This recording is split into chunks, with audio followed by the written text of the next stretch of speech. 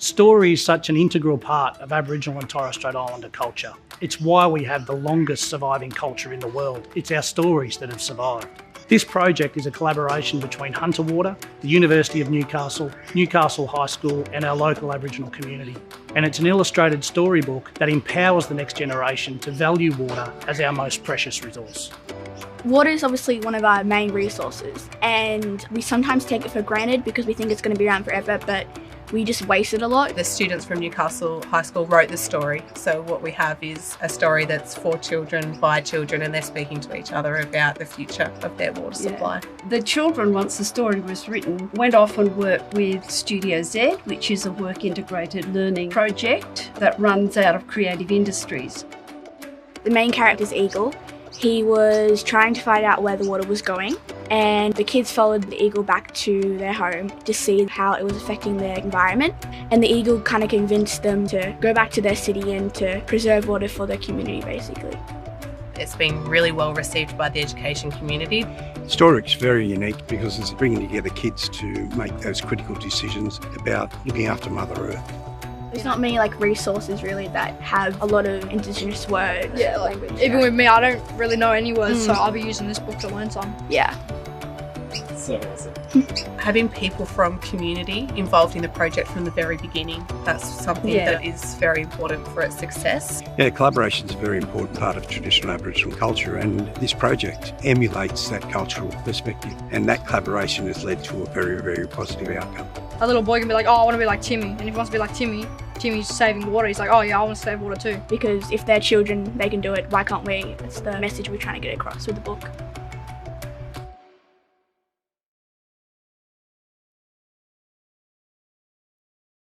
Where's Our Water, a local version, written by Hunterwater by Aboriginal students from Newcastle High School. All the animals around the Corcoran Hunter River have noticed that there is less Corcoran water to share around.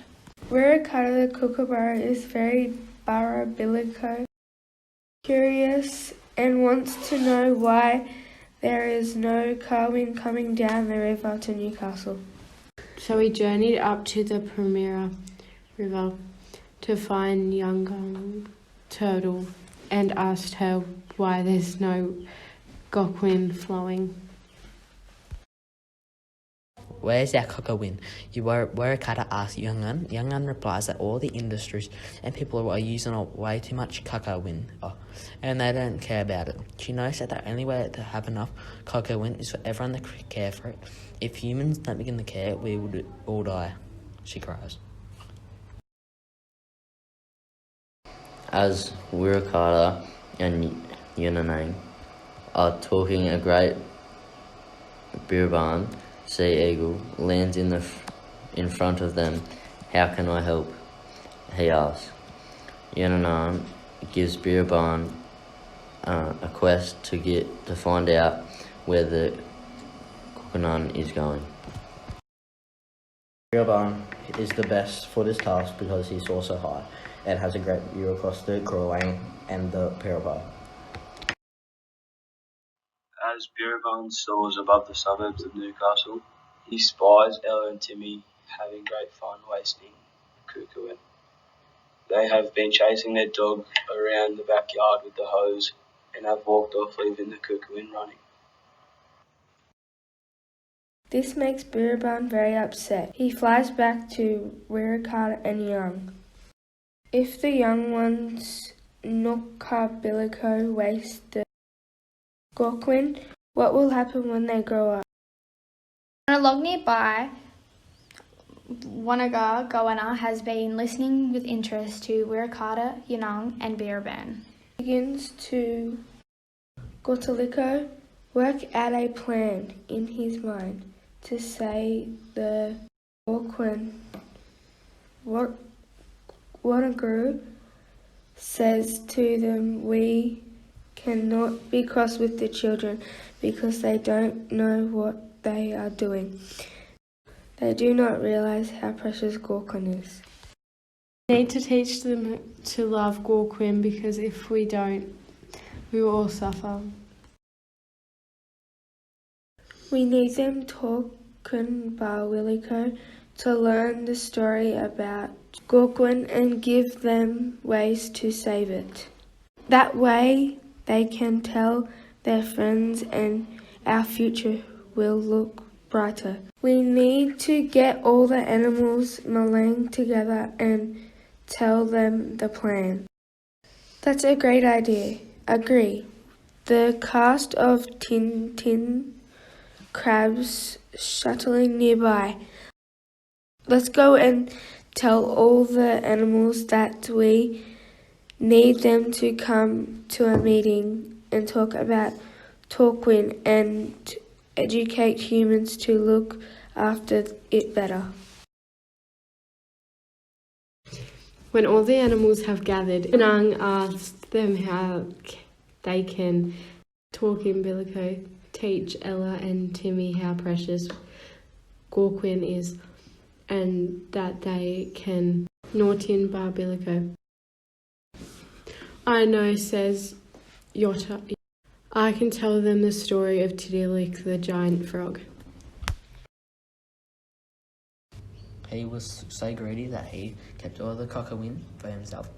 Baimi was so cross with him that he turned him into stone because he would not share the cockawin with the other animals. Tiddalik is at Wollombi.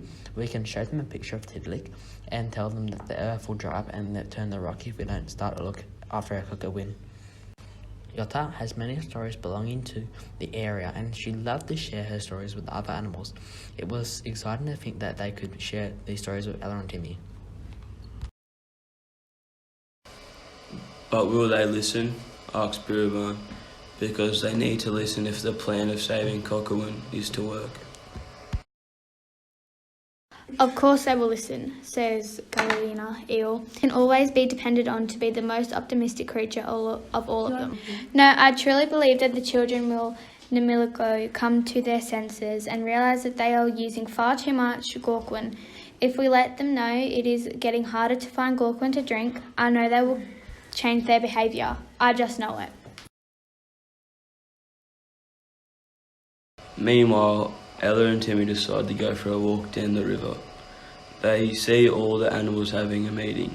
The animals look up and see, and some of them are frightened of Ella and Timmy. However, Birabone stops them from running away as he reminds them that the children can help them save the Cockawin.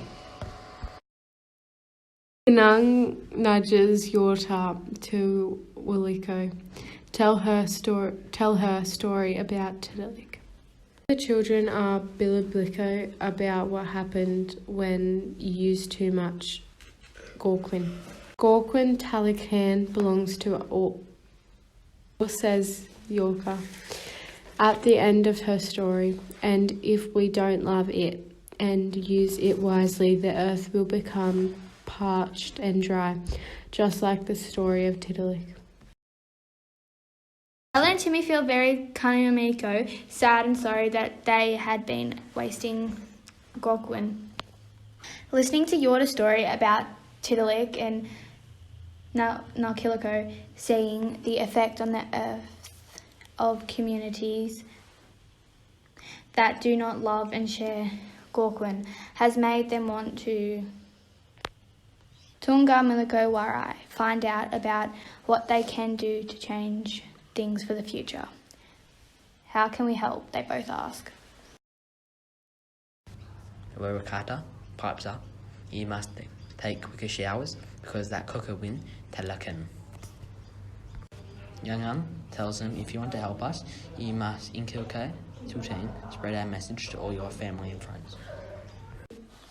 Birabone says stop using the O's in the yard chasing the dog because Cockawin is precious. The Tintin formed a circle around Ella and Tommy and says in unison, if we all do this together, we can save our planet. Suddenly, it's time to go home. Ella and Timmy start to say goodbye to the animals, making a promise that they would try and use less Cockawin and tell the others that they need to take care of Cockawin as well.